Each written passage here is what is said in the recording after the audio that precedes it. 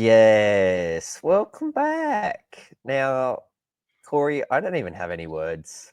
I got no words for this intro. Hey, it's kind of just a defeated. It's been a shit week here. Drinking by myself because everyone's gotten sick over here. And So I'm sick of just literally a and shit week. literally a shit week, and pretty sick of the Hawk shit at the moment. Hey, now I don't Buddy. give them much crap, but to lose twice to the bottom feeder team in the comp. Mate, tell me some more about it. It was pretty crappy watching it over here. Tell me some more about it.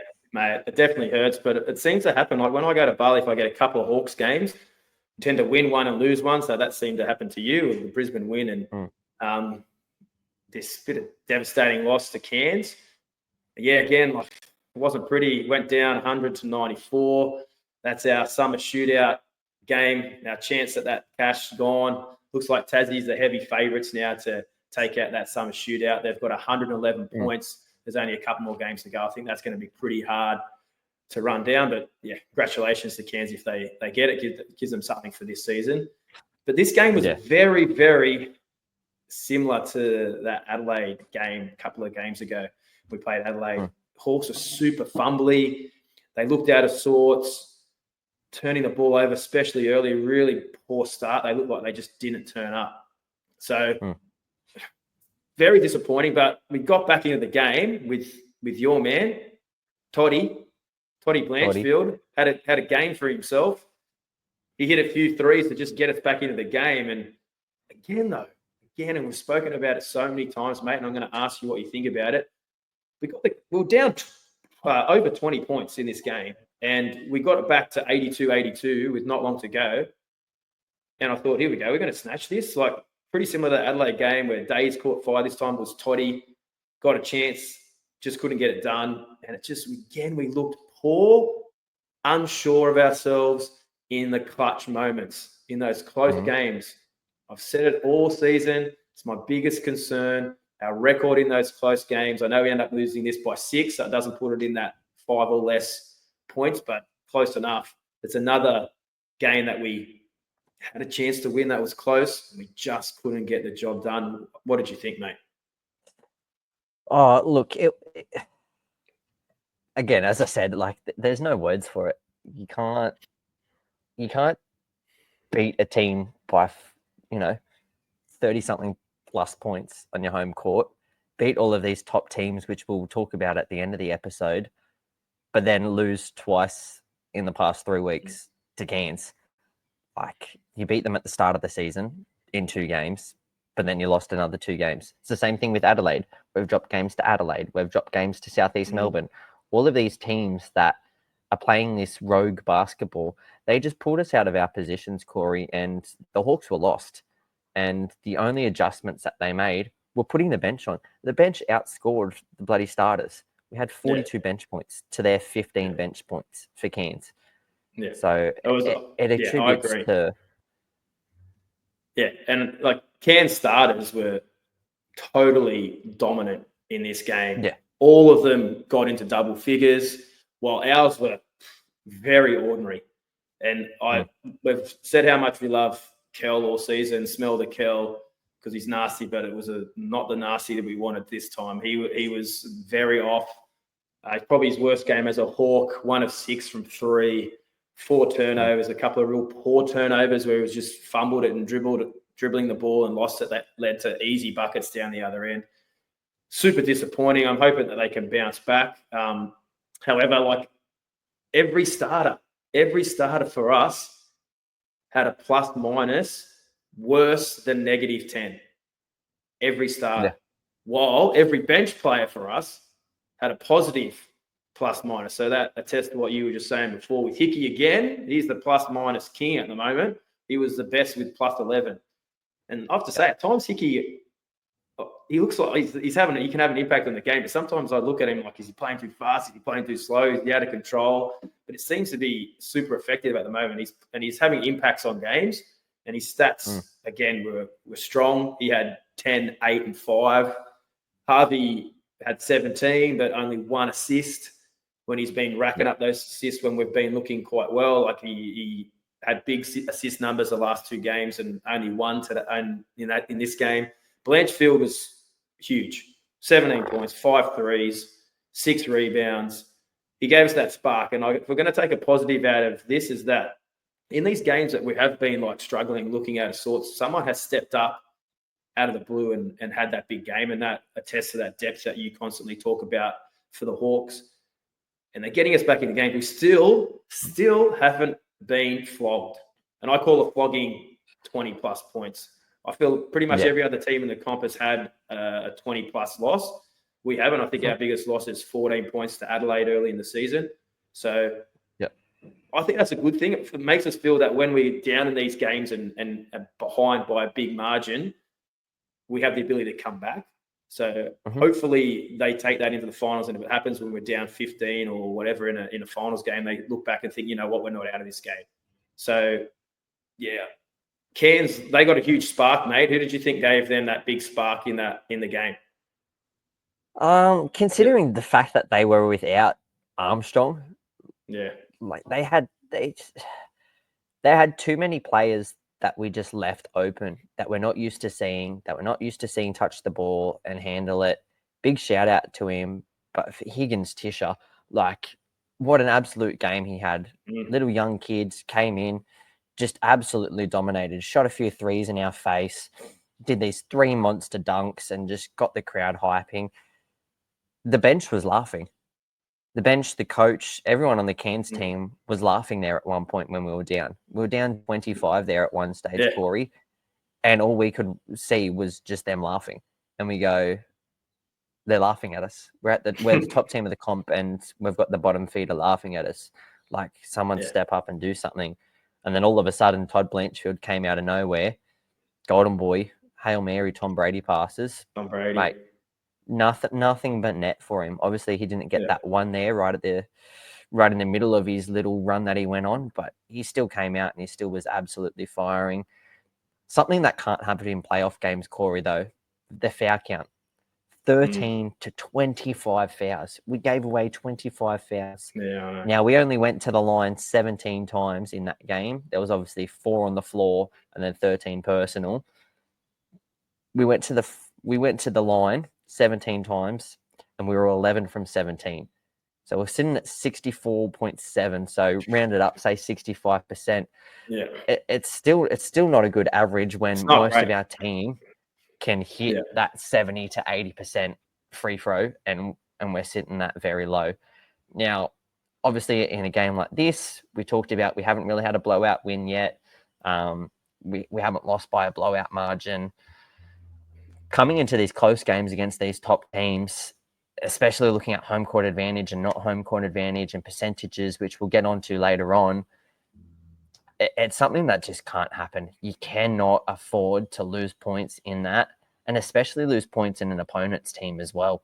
Like an opponent's venue, you're giving them cheeseburgers. That's the worst thing that you can do. That just primes the home crowd. It's ridiculous. And it happened earlier. I think Lockie went to the line and bricked a couple. But the free throws are still a concern. Like 65%, it's not good enough in my opinion. And add that to the 2 other games who are around the 50% mark. It's going to cost us games. One thing that we can take out of it, like, is obviously the positive that we came back and it was only a 6-point loss. It could have been a 20-point loss. But one thing I hated in the game, and it was so frustrating because the Hawks have been really good on rebounding this year. There was a possession towards the end of one of the quarters. Cairns had the ball. They got 5 offensive rebounds in one possession. We're lucky that they kept missing, but it can't happen. I can't understand how, and that's about effort. It shouldn't happen 5 times. Maybe 1, you get it.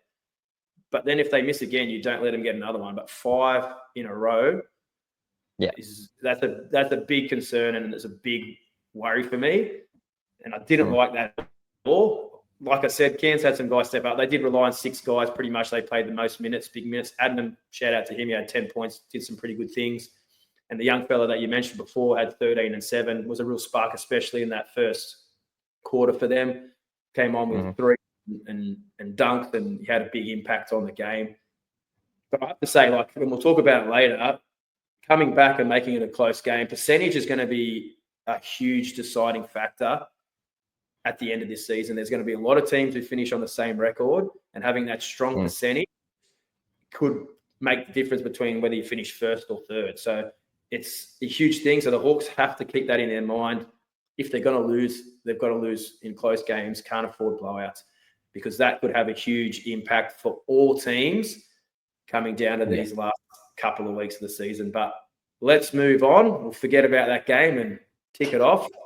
Now, the next big one coming up is the Tassie JackJumpers v. the Hawks in Tasmania. You're heading down to this game with your dad. What do you think, mate? I think it's a super important game for both teams. Tassie are a different beast at home. They're 8-4 at home this year. What do you think, mate? Yeah, look, Tassie are just a Tassie in Tassie with so much on the line. The Hawks only have 3 games left. We played this game. We've got a little bit of a break after that. We then play New Zealand. Got then a little bit of a break after New Zealand to fly back home, and we've got Sydney at home. They're 3 games that hypothetically the Hawks should have no problems with being able to deal with. We've beaten, Tassie twice this year. We've won 109-76 right at the start of the season, and then 89-84. They were both at the WEC, but again, Tassie at home is just an absolutely different bleed, and they're also fighting for a play-in spot. We're having trouble lately, Corey, with all of these teams that are having something to fight for. The Hawks are 8-5 and away, and whilst they had a great win in Tassie last season in overtime, the key for me in this game would definitely be the starters. They just need to lift. They need to be better, and they need to bounce back. And I don't know what Tatum has to say to them into the locker room to get them to bounce back. But having a performance like that against Cairns, against a Tassie team that are going to be firing in front of a home crowd, I'm worried to sit down there courtside. I'm just going to put that out there right now. I'm worried purely for the fact that it's just it's Tassie in Tassie fighting for a playoff spot. Mate, I feel like you should be worried. Tassie have shown this year, even when they've been undermanned at home, they can get the job done. They had a huge win against Adelaide when they were down plenty, got it to overtime and beat them in the end. So I don't even care who they put on the court. Whoever puts that jersey on can get the job done for them, especially at home. So I'm not even worried about who's out and who's in. It's just Tassie, and the way that Roth coaches them, he'll get them ready to go. So the Hawks have to be up for this, and their starters have to be a lot better, like you said. This year, Kell hasn't had 2 poor games in a row, so I do really expect him to bounce back and have a big game for us. So hopefully that can happen. Froling, again, after that big 35-point game he had against Adelaide, against Cairns, he only had 10-6. Hopefully he can be a little bit better as well. We just got to get more out of those starters. Like Peatling's been great for us. I'm not going to bag Peatling. Peatling's been an awesome addition as a starter. He just does his role to perfection. We're not expecting him to get like big numbers, but we just want him to be that effort guy and work hard on D, and he does that really well. Harvey was good, but again, I think he's better when he's looking to pass. It opens the game up a little bit more for him because defenders don't really know what to do. Hang off. Is he going to pass? Is he going to shoot? So I'd like to see him get around that 4 or 5 assists mark again if he can. So it's a big game, mate, but we need those starters. We need them firing. One, he needs to lock in. I don't know who he's going to guard. I like him when he guards Jordan Crawford. I think he uses his size really well on him, can limit his production. So that's what I'm hoping for. So it's, mate, hopefully you can get him home, mate. You and your old man get him fired up and courtside. Get involved, enjoy yourself, have a few of those Tassie ciders, get your voice in full, and let's get them home. Go the Hawkies. Go the Hawkies. Now, Corey, bit of a different one this week. I'm going to flip it. There's no get up and get out for me. I can't. Okay. I don't have the enthusiasm after the last game to do it. We covered it before. The starters have just got to get up there and do better. We've talked about it multiple times. The starting position is something that you should be rewarded for. And if you're not going to play the performance and you're not going to play the role that you've been given, then something's got to give, especially in these last closing games. What harm is it going to reward people like Lockie, like Peatling, like Hickey, like Blanchfield, like Greeter, put them in there. Like, just put them in there and see what they can do. It's not something that teams are going to be expecting Tatum to do, to change up the starting lineup this close to the end of the season. And if that's something that he decides to do, it'll throw their game plan out the window. They're used to seeing the same starting five that we've had the entire season, every single game. And yes, it's worked for us in Tassie before, but I just don't think for this game we should stick with the same thing. I think they need to change it up. Yeah, well, I think I heard a stat that we had the same sort of starting lineup for pretty much the whole season. We made that one change with obviously Peatling and Darius making that swap. So that's probably the only thing. All the other four, I'm pretty confident, have started every game unless they've been injured. Kel was the only one, I believe, who's missed a game because of injury in that starting unit. So it'll be interesting. It's a tough one, because do you want to just make like a drastic change, or do you want to go with it? I think, to me, it's just about matchups. If we feel that someone who's on the bench can do a better job in a starting unit, like I said, like I mentioned this before, Jordan Crawford has been starting off the bench for Tassie. That's why I'd consider having Wani come off the bench. So then when he comes on, you can chuck Wani straight on him. That means you give you a chance potentially to a Davo Hickey, who's been doing a really good job. We've been talking about his plus minus being outstanding in the last 3 games or so. Could potentially be something, but I wouldn't be looking to make massive drastic changes.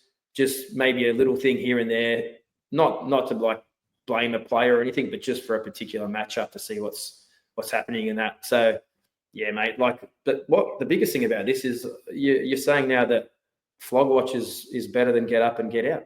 Is that what you're saying? Because that's I'm not saying it, but we're going to get into it. But let's do I've got my own picks this week. I've got my picks this week for Flog Watch. We'll mix it up a little bit. So we'll start with our Flog Watch. Obviously, it's the Tassie game that we're looking for a bunch of flogs. Who you told me you got a couple of nominations, mate. So I'd like to hear.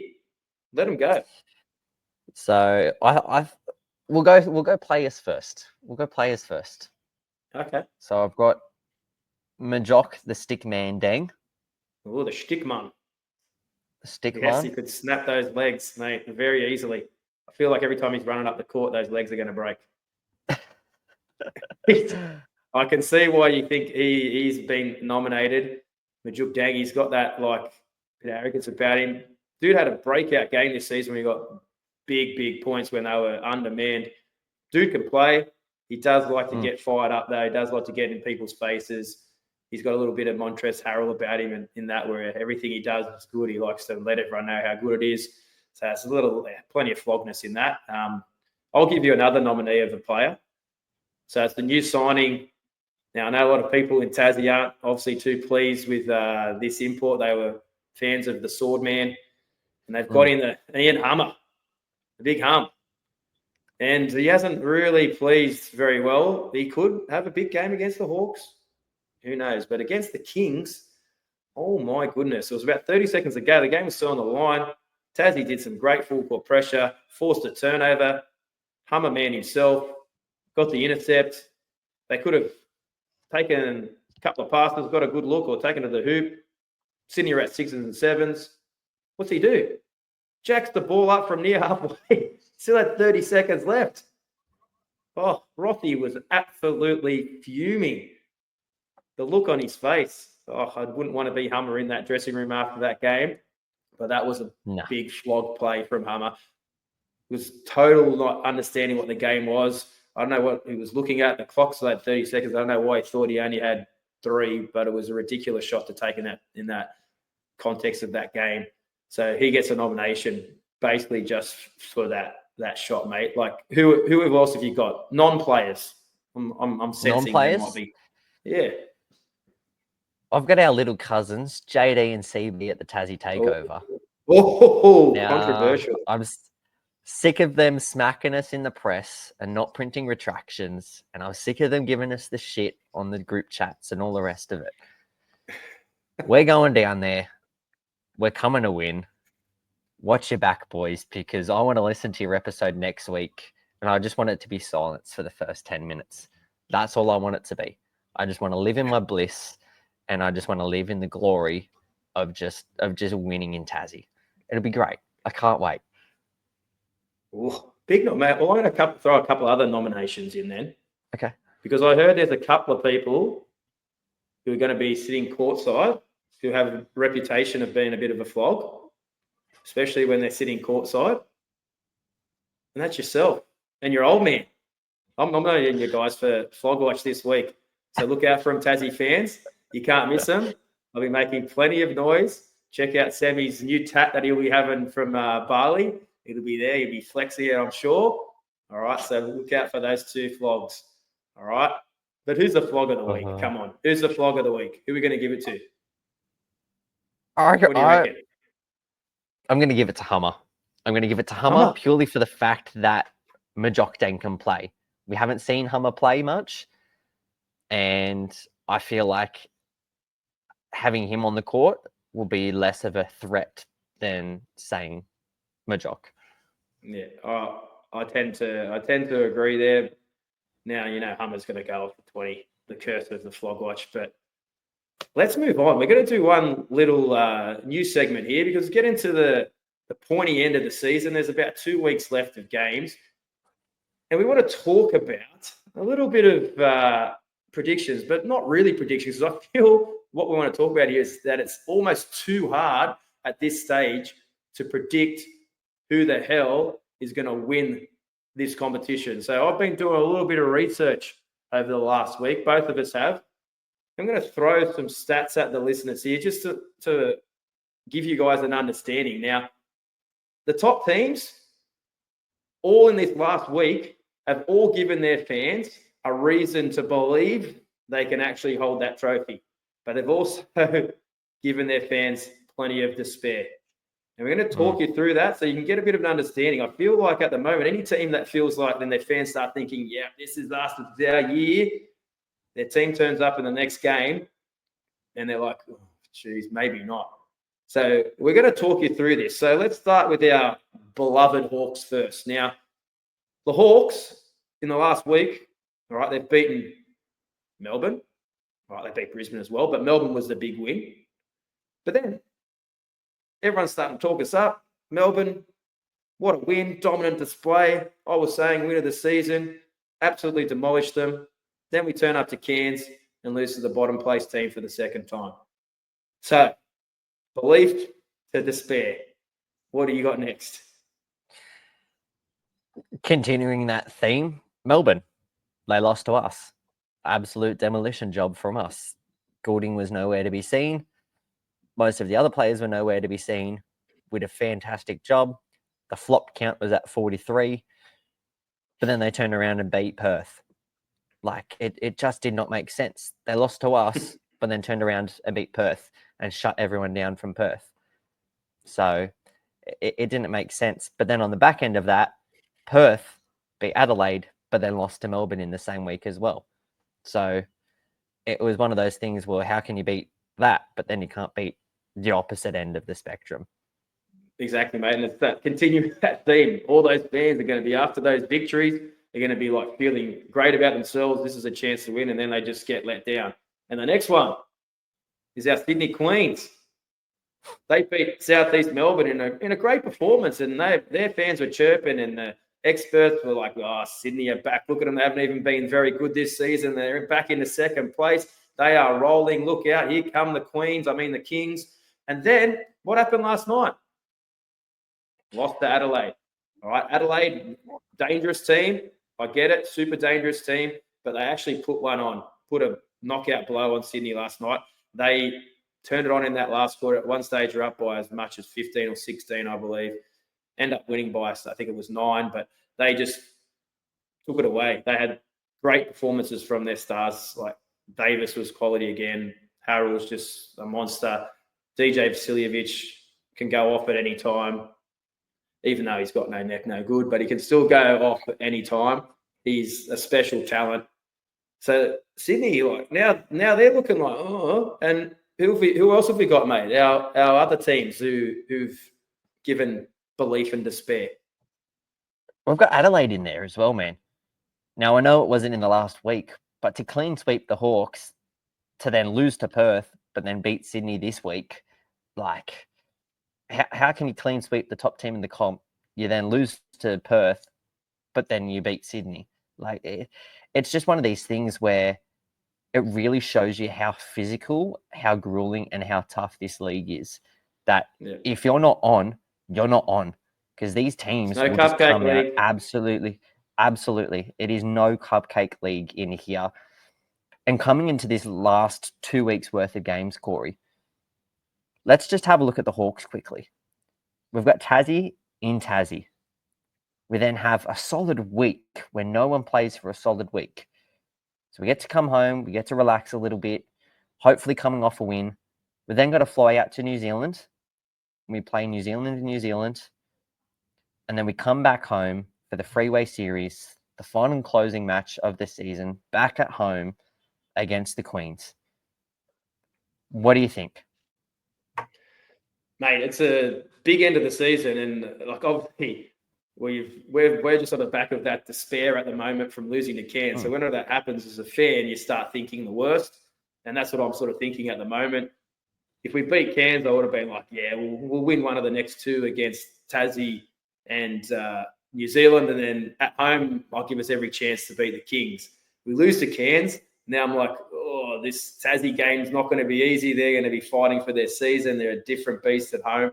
Then we go to New Zealand, who, really we should be beating, but they've got players who can play. Like Taco Fall's huge. I know we've done a really good job on him, but PJC's back. He can play. Mooney can shoot the hell out of the ball. Like they go off like Cairns did the other night when they played, and we just disrespect them. Like when we were disrespecting Wardenberg, he was wide open, hitting threes, and we just wouldn't get a hand on him. If we're doing that to them, and what happens is when players hit shots and make them, if they're open, they get confidence. And then the next shot, if someone's in their hand in their face, it doesn't matter. They're just going to hit it. You can't give players who are good players, they're all professional players, you can't give them confidence because once they hit one or two, everyone who's a basketball player knows that next one's going down. So I'm concerned now. Now I could almost give you a reason why we could lose all three.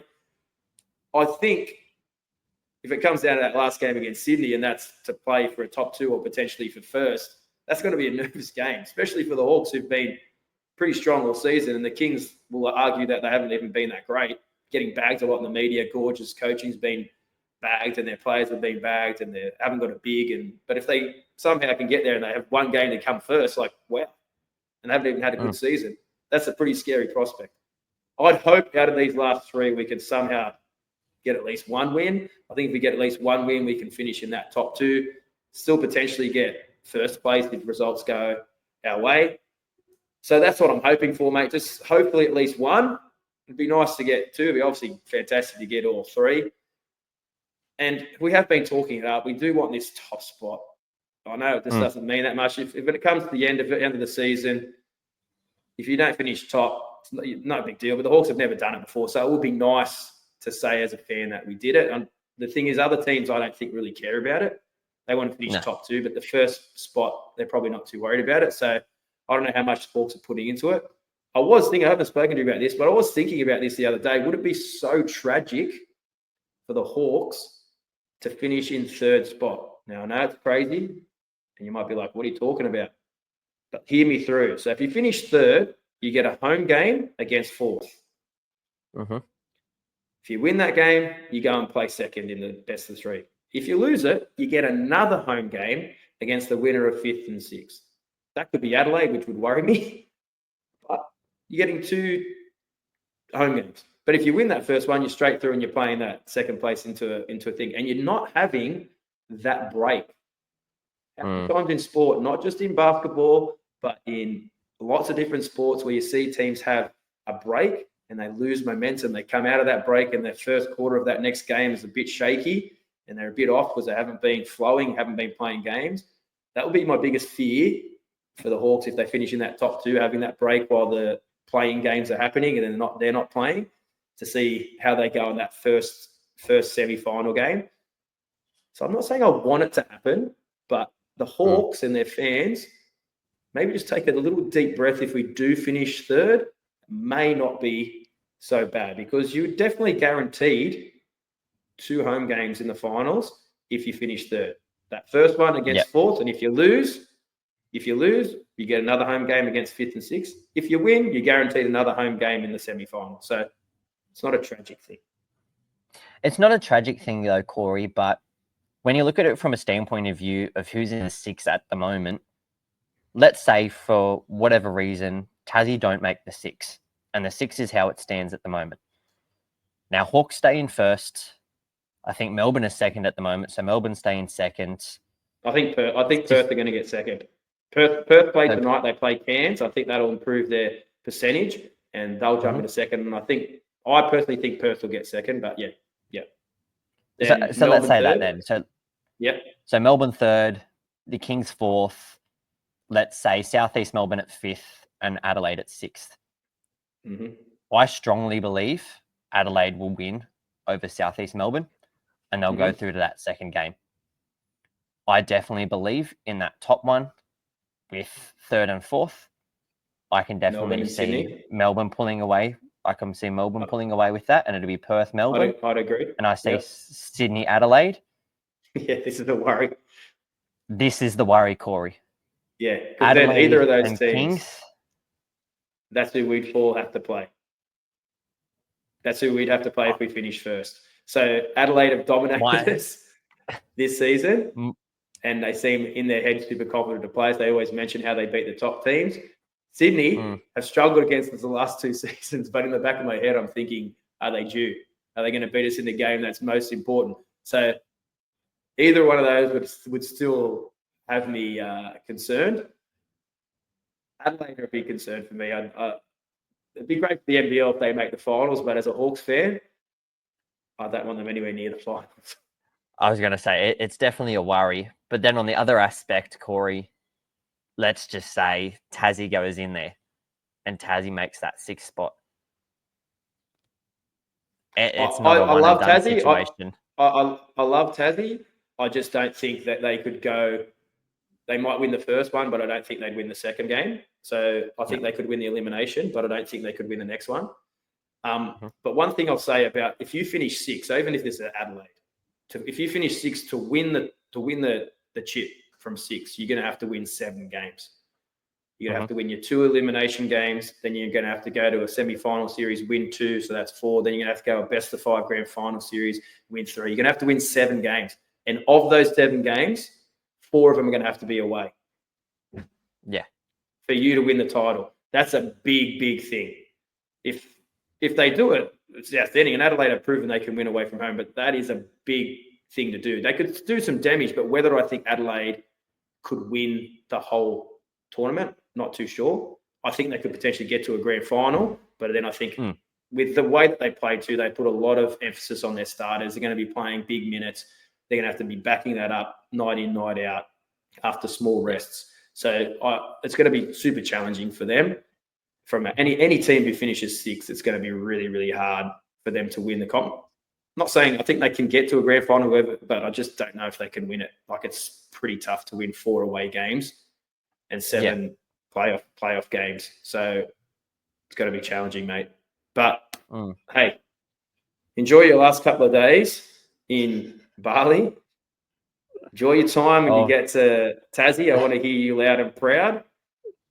Oh, you're seeing me on the TV, mate. Don't worry. Any final words for this episode, mate? Final words. Just keep sticking with it, fans.